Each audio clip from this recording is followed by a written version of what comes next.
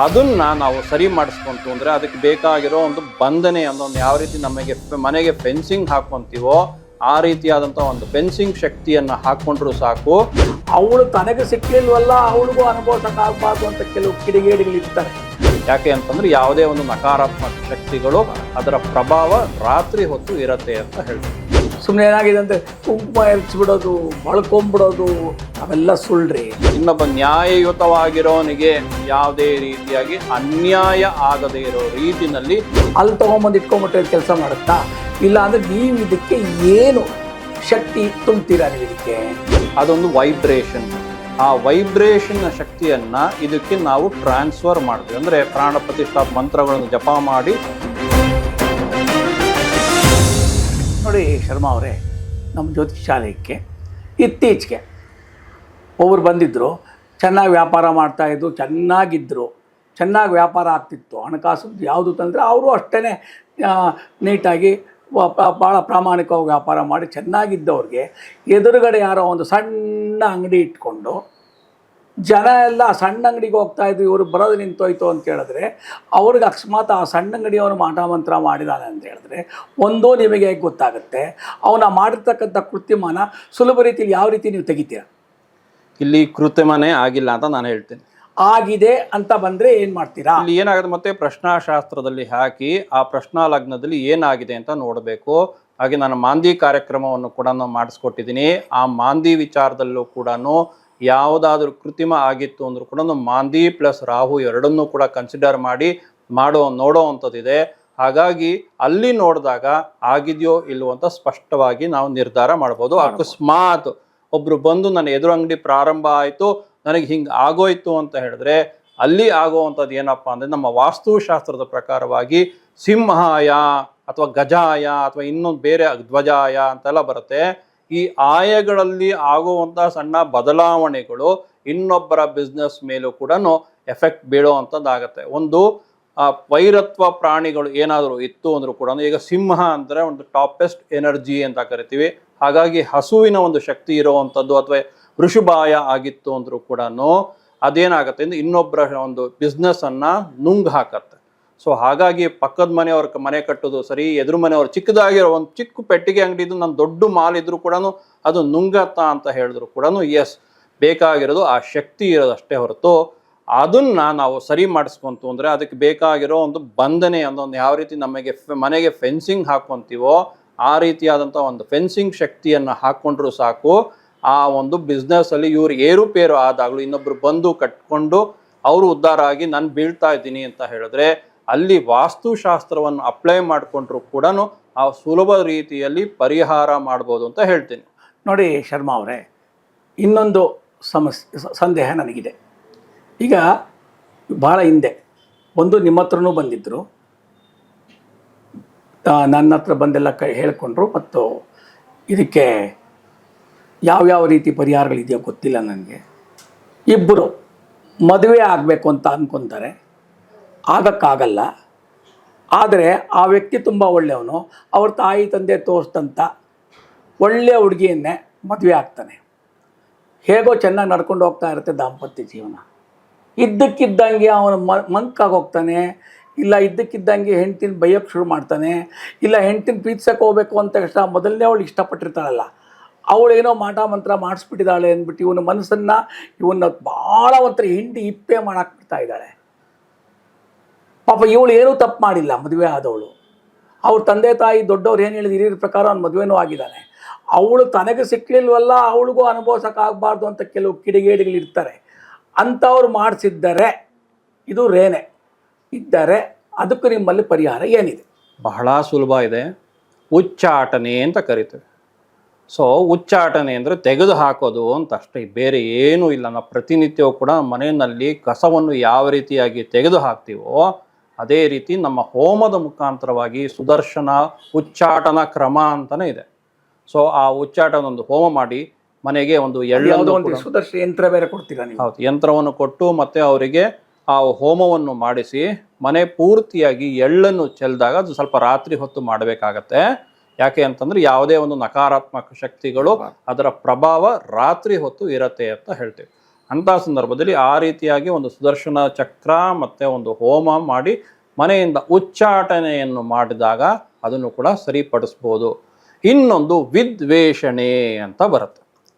ಇಲ್ಲಿ ಏನಪ್ಪ ಬರುತ್ತೆ ವಿದ್ವೇಷಣೆ ಅಂತಂದರೆ, ಅಲ್ಲೂ ಕೂಡ ಅಷ್ಟೇ ಯಾರೋ ಒಬ್ಬ ವ್ಯಕ್ತಿ, ಮೂರನೇ ವ್ಯಕ್ತಿ ಒಂದು ಸಂಸಾರದಲ್ಲಿ ಹುಳಿ ಹಿಂಡಕ್ಕೆ ಬರ್ತಾ ಇದ್ದಾರೆ ಅಂತ ಹೇಳಿದ್ರೆ ಅವರನ್ನ ದೂರ ತಳ್ಳೋದು ಅಂತ ಹೇಳ್ತೀವಿ. ಅಂದರೆ ಅವರು ನಮ್ಮ ಸಂಸಾರದಲ್ಲಿ ಯಾವುದೇ ರೀತಿಯಾದಂಥ ಅಪಭ್ರಂಶ ಅಂದರೆ ತೊಂದರೆಗಳನ್ನು ಕೊಡದೇ ಇರೋವಂಥದ್ದು. ಯಾಕೆಂದರೆ ಗಂಡ ಹೆಂಡತಿ ತುಂಬ ಸುಖವಾಗಿರ್ತಾರೆ, ಅನ್ಯೋನ್ಯತೆಯಿಂದ ಇರ್ತಾರೆ. ಅದನ್ನು ನೋಡಿ ಕೆಲವು ಸಲ ದೃಷ್ಟಿ ಕೂಡ ಆಗುತ್ತೆ. ನಮ್ಮಲ್ಲಿ ಹಾಗಿತ್ತು ಅಂತಂದರೆ ಈ ದೃಷ್ಟಿನ ದೋಷ ನಿವಾರಣೆಗೋಸ್ಕರ ಟೈಗರ್ ಐ ಮಾಲೆ ಅಂತ ಬರುತ್ತೆ, ಟೈಗರ್ ಐ ಗಣಪತಿ ಅಂತ ಬರುತ್ತೆ. ಇದನ್ನು ಕೂಡ ಇಟ್ಕೊಂಡಾಗಲೂ ಕೂಡ ಆ ಒಂದು ದೃಷ್ಟಿ ದೋಷದಿಂದನೂ ಕೂಡ ಹೊರಗೆ ಬರ್ಬೋದು. ಭಾಳ ಸಿಂಪಲ್ ಆಗಿದೆ ಸೊಲ್ಯೂಷನ್. ಅಥವಾ ಉಚ್ಚಾಟನೆ ವಿದ್ವೇಷಣ ಅಂತ ಏನು ಹೇಳಿದೆ, ಮೂರನೇ ವ್ಯಕ್ತಿ ಯಾರೋ ಒಬ್ರು, ಗಂಡ ಹೆಂಡತಿ ಚೆನ್ನಾಗಿದ್ದಾರೆ, ಮೂರನೇ ವ್ಯಕ್ತಿ ಯಾರೋ ಒಬ್ರು ಬಂದರು, ಮೊದಲನೇ ಇಷ್ಟಪಟ್ಟಿರೋರು ಇರ್ಬೋದು, ಏನು ಬೇಕಾದರೂ ಇದ್ಕೊಳ್ಳಿ, ಅದ್ರ ಬಗ್ಗೆ ಚರ್ಚೆ ಬೇಡ. ಹಾಗಾಗಿ ಮತ್ತೆ ಬಂತು ಅಂದರೂ ಕೂಡ ಅಂಥ ವ್ಯಕ್ತಿಗಳಿಗೆ ನಾವು ವಿದ್ವೇಷಣೆ ಅಂತ ಮಾಡಿದಾಗ ಅದ್ರ ಮುಖಾಂತರವಾಗಿ ಕೂಡ ನಾವು ಪರಿಹರಿಸ್ಬೋದು. ಅದೇ ರೀತಿಯಾಗಿ ಕೆಲವು ಸಲ ಕೋರ್ಟ್ ಸಮಸ್ಯೆ ಬರುತ್ತೆ. ಅಣ್ಣ ತಮ್ಮಂದ್ರದೇ ಇರ್ಬೋದು, ಅಥವಾ ಇವತ್ತಿನ ವಿಚಾರದಲ್ಲಿ ಅನೇಕ ಒಂದು ಮನೆಯಲ್ಲಿ ಡಿವೋರ್ಸ್ ಆಗುವಂಥದ್ದು ಬರುವಂಥದ್ದು ವಿಚಾರಗಳು ಬರುತ್ತೆ. ಇಂಥ ಸಂದರ್ಭದಲ್ಲೂ ಕೂಡ ಬಹಳ ಸುಲಭವಾಗಿ ಪರಿಹಾರ ಮಾಡುವಂಥ ಒಂದು ರೀತಿಯ ಸಣ್ಣ ಕಿತಾಪತಿ ತರುವಂಥದ್ದು. ಅಂದರೆ ನಮ್ಮ ಅಪೋನೆಂಟ್ ಲಾಯರು ನಮಗೆ ಏನು ಮಾಡದಿರ ಇರೋವಂಥ ವಿಚಾರವಾಗಿ ಕೂಡ ಅವರಿಗೆ ಒಂದು ಸಣ್ಣದಾಗಿರುವಂಥ ಒಂದು ಪೂಜೆಯನ್ನು ಮಾಡಿದಾಗಲೂ ಕೂಡ ಅವರು ಕೂಡ ಇನ್ನೊಬ್ಬ ನ್ಯಾಯಯುತವಾಗಿರೋನಿಗೆ ಯಾವುದೇ ರೀತಿಯಾಗಿ ಅನ್ಯಾಯ ಆಗದೇ ಇರೋ ರೀತಿಯಲ್ಲಿ ಮಾಡುವಂಥದ್ದು ನಮ್ಮ ಶಾಸ್ತ್ರಗಳಲ್ಲಿ ಉಲ್ಲೇಖನ ಇದೆ. ಅದನ್ನು ಮಾಡಿದಾಗಲೂ ಕೂಡ ಪರಿಹಾರ ಆಗತ್ತೆ. ಮತ್ತೆ ನೋಡಿ, ಈಗ ನೀವು ಹೇಳಿದ್ರಿ ಸ್ಮೋಕಿ ಕಾರ್ಡ್ಸ್ ಇರ್ಬೋದು, ಟೈಗರ್ ಐ ಇರ್ಬೋದು, ಟೈಗರ್ ಐ ಗಣಪತಿ ಇರ್ಬೋದು, ವಿಗ್ರಹ ಇರ್ಬೋದು, ಮಾಲೆ ಇರ್ಬೋದು, ಅದು ಎಲ್ಲ ಕಡೆ ಎಲ್ಲರೂ ಇಟ್ಕೊಂಡಿರ್ತಾರೆ. ಆದರೆ ನಿಮ್ಮಲ್ಲಿ ಅದಕ್ಕೆ ಏನು ವಿಶೇಷವಾಗಿ ಶಕ್ತಿ ತುಂಬಿ ನೀವು ಕೊಡ್ತೀರಿ? ಯಾಕೆ ನಾನು ನೋಡ್ತೀನಿ, ಇದು ಹಾಕ್ಕೊಂಡ್ಮೇಲೆ ನಂಗೆ ತುಂಬ ಆರಾಮಾಗಿ ಹೋಗಿದೆ, ಇದು ಹಾಕ್ಕೊಂಡ್ಮೇಲೆ ನಂಗೆ ಸಮಾಧಾನ ಸಿಕ್ಕಿದೆ ಅಂತ ಬೇಕಾದಷ್ಟು ಜನ ಬಂದು ಹೇಳ್ತಿರ್ತಾರೆ ನಿಮ್ಮ ಹತ್ರ, ನಮ್ಮ ಹತ್ರ ಕೂಡ ಬಂದು ಹೇಳ್ತಿರ್ತಾರೆ. ಆದರೆ ಟೈಗರ್ ಐ ಮಾಲೆ ಅದರೊಳಗೆ ಡೂಪ್ಲಿಕೇಟ್ ತುಂಬ ಬಂದುಬಿಟ್ಟಿದೆ ಬಿಡಿ, ಅದು ಬೇರೆ ವಿಚಾರ. ಇದು ಬೇಕಾದಷ್ಟು ಮಾಲೆಗಳೆಲ್ಲ ಭಾಳ ಕಮ್ಮಿ ಬೆಲೆಗೆ ಏನೋ ಅವ್ರಿಗೆ ಆವತ್ತಿನ ದಿವಸ ಹೊಟ್ಟೆ ತುಂಬಿದ್ರೆ ಸಾಕೊಂಡು ಅವರು ಕೆಲವರು ಏನೇನೇನೋ ಬಣ್ಣದ ಮಾತು ಕಟ್ಟಿ ಕೊಟ್ಟುಬಿಡ್ತಾರೆ. ನಿಮ್ಮಲ್ಲಿ ಟೈಗರ್ ಮಾಲೆ ಆಗಲಿ, ಸ್ಮೋಕಿ ಕ್ವಾರ್ಟ್ಸ್ ಆಗಲಿ, ಗಣಪತಿ ಆಗಲಿ ತಗೊಂಡಾಗ ಅದು ನಕಾರಾತ್ಮಕವೆಲ್ಲ ಹೋಗಿ ಸಕಾರಾತ್ಮಕವಾಗಿ ನೀವು ಯಾವ ರೀತಿ ಕನ್ವರ್ಟ್ ಮಾಡ್ತೀರ? ಇದು ಬಹಳ ಸುಲಭ. ಇವತ್ತು ನಾನು ಟೈಗರ್ ಐ ಮಾಲೆ ಅಂದಿದ ತಕ್ಷಣ, ಇವತ್ತು ಆಧುನಿಕ ಯುಗ, ಒಂದು ನಿಮಿಷ ಗೂಗಲ್ನಲ್ಲಿ ಸರ್ಚ್ ಮಾಡಿದ್ರೆ ನಿಮಗೆ ಆನ್ಲೈನಲ್ಲೇ ಸಿಗತ್ತೆ. ಅದನ್ನು ಮನೆಗೆ ತರ್ತೀರ ಅಥವಾ ಇನ್ನೆಲ್ಲೋ ತೊಗೊತೀರ. ದೇವಸ್ಥಾನಕ್ಕೆ ಹೋಗಿರ್ತೀರ, ಅಲ್ಲಿ ಅಂಗಡಿಗಳ ಸಾಲು ಇರುತ್ತೆ. ಆ ಅಂಗಡಿಗಳ ಸಾಲು ಇರೋರು ಪಾಪ ಅವರು ಕೂಡ ಎಲ್ಲರಿಗೂ ಕೂಡ ಏನೋ ಬಿಸ್ನೆಸ್ ಆಗಬೇಕು ಅಂತ ಹೇಳಿ ಏನೋ ಒಂದು ಕೊಡ್ತಾರೆ. ಆದರೆ ಇಲ್ಲಿ ಮುಖ್ಯವಾಗಿ ಟೈಗರ್ ಐ ಮಾಲೆದು ತಪ್ಪಲ್ಲ, ಇನ್ನೊಬ್ಬ ಸೇಲ್ ಮಾಡ್ತಿರೋದು ತಪ್ಪಲ್ಲ, ಆನ್ಲೈನಲ್ಲಿ ನೀವು ತಗೊಳ್ಳೋದು ತಪ್ಪಲ್ಲ. ನೀವು ಒಂದು ಒಳ್ಳೆ ಹ್ಯಾಂಡ್ಸೆಟ್ ತೊಗೊತೀರ, ಆ್ಯಪಲ್ ಫೋನೇ ತೊಗೊತೀರ. ಅದಕ್ಕೆ ಮಾಡಬೇಕಾಗಿರೋದೇನು, ಯಾವುದಾದ್ರೂ ಒಂದು ಸರ್ವೀಸ್ ಪ್ರೊವೈಡರ್ಸಿಂದ ಸರ್ವೀಸ್ ಅಂದರೆ ಆ್ಯಕ್ಟಿವೇಶನ್ ಮಾಡ್ಕೊತೀರ. ಆಮೇಲೆ ನಿಮ್ಮ ಮೊಬೈಲ್ನ ಚಾರ್ಜ್ ಮಾಡಿ ನೀವು ಮೊಬೈಲ್ನ ಯೂಸ್ ಮಾಡ್ತೀರ. ಹಾಗೇನೆ ನಿಮ್ಗೆ ಅರ್ಥ ಆಗಲಿ ಅಂತ ಮಾತ್ರ ಆ ವಿಚಾರ ತಗೊಂಡೆ. ಹಾಗೇನೆ ಈ ಟೈಗರ್ ಐ ಮಾಲೆ ತಗೊಂಡ ಮೇಲೆ ನಿಮ್ಮ ನಕ್ಷತ್ರ, ನಿಮ್ಮ ಗೋತ್ರ, ಇದಕ್ಕೆ ನಕ್ಷತ್ರಕ್ಕೆ ಅನುಗುಣವಾಗಿ ನಿಮ್ಮ ನಕ್ಷತ್ರಕ್ಕೆ ನಿಮ್ಮ ಪಾದ, ಯಾವ ಪಾದಕ್ಕೆ ನಿಮ್ಮ ನಕ್ಷತ್ರಕ್ಕೆ ಅನುಕೂಲ ಆಗತ್ತೆ ನೋಡಿಕೊಂಡು ಅನುಕೂಲ ನಕ್ಷತ್ರ ಅಂತಲೂ ಬರುತ್ತೆ. ಆ ಅನುಕೂಲ ನಕ್ಷತ್ರದಲ್ಲಿ ನಿಮ್ಮ ಒಂದು ಏನು ಟೈಗರ್ ಐ ಮಾಲೆ ಇದೆ, ಸ್ಮೋಕಿ ಇದೆ, ಗಣಪತಿ ಇದೆ, ಇದಕ್ಕೆ ಪ್ರಾಣ ಪ್ರತಿಷ್ಠಾಪನೆ ಅಂತ ಕರಿತೀನಿ, ಅಂದರೆ ಎನರ್ಜೈಸಿಂಗ್ ಅಂತ ಕರಿತೀವಿ. ಆ ಎನರ್ಜೈಸಿಂಗ್ ಮಾಡೋವಂಥ ಶಕ್ತಿಯನ್ನು ನಾವು ಆ ಒಂದು ಯಂತ್ರಕ್ಕೆ ಅಥವಾ ಆ ಒಂದು ಸ್ಟೋನ್ಗೆ ಅಥವಾ ಒಂದು ಗಣಪತಿಗೆ ಶಕ್ತಿಯನ್ನು ತುಂಬಿದಾಗ ಮಾತ್ರ ಅದು ವರ್ಕ್ ಆಗತ್ತೆ ಅಂತ ಹೇಳ್ತೀನಿ. Otherwise it is just A normal stone ಅಂತ ಆಗುತ್ತೆ. ಹಾಗಾಗಿ ಯಾರನ್ನೇ ನೀವು ಕೂಡ ತೊಗೊಬೇಕಾದ್ರೂ ಕೂಡ ಬಲ್ಲವರಿಂದ ಸರಿಯಾಗಿ ತಿಳ್ಕೊಂಡು ಅದಕ್ಕೆ ಬೇಕಾಗಿರುವಂಥ ಪ್ರಾಣ ಪ್ರತಿಷ್ಠಾಪನೆ ಅಂತ ಕರಿತೀವಿ, ಅದನ್ನು ಮಾಡಿಸಿ ಅದನ್ನು ಧರಿಸೋ ಅಂಥ ಕ್ರಮ ಇದೆ. ನಮ್ಮಲ್ಲಿ ಏನು ಮಾಡ್ತೀವಿ ಅಂದರೆ ಅದನ್ನು ಮಾಡಿದ್ಮೇಲೆ ಯಾವ ರೀತಿಯಾಗಿ ಯಾವ ದಿನ, ಯಾವ ನಕ್ಷತ್ರ, ಯಾವ ಸಮಯದಲ್ಲಿ ಧರಿಸ್ಬೇಕು ಅಂತ ಹೇಳಿ ನಾವು ಸರಿಯಾದ ಒಂದು ಮಾರ್ಗದರ್ಶನವನ್ನು ಕೊಡ್ತೀವಿ ಅಂತ ನಾನು ಹೇಳಲಿಕ್ಕೆ ಬಯಸ್ತಾ ಇದ್ದೀನಿ. ನೋಡಿ ಶರ್ಮಾ ಅವರೇ, ನೀವು ಇಷ್ಟು ತೂಕದ ಒಂದು ಸುದರ್ಶನ ಯಂತ್ರ ಕೃತ್ರಿಮ ಮಾಡಿರೋದಾಗಲಿ ಇಲ್ಲ ಕೆಟ್ಟದಾಗಿರೋಕ್ಕಾಗಿರುತ್ತೆ ಅವ್ರಿಗೆ, ಅದಕ್ಕೆಲ್ಲ ನೀವು ಕೊಡ್ತಿರಲ್ಲ.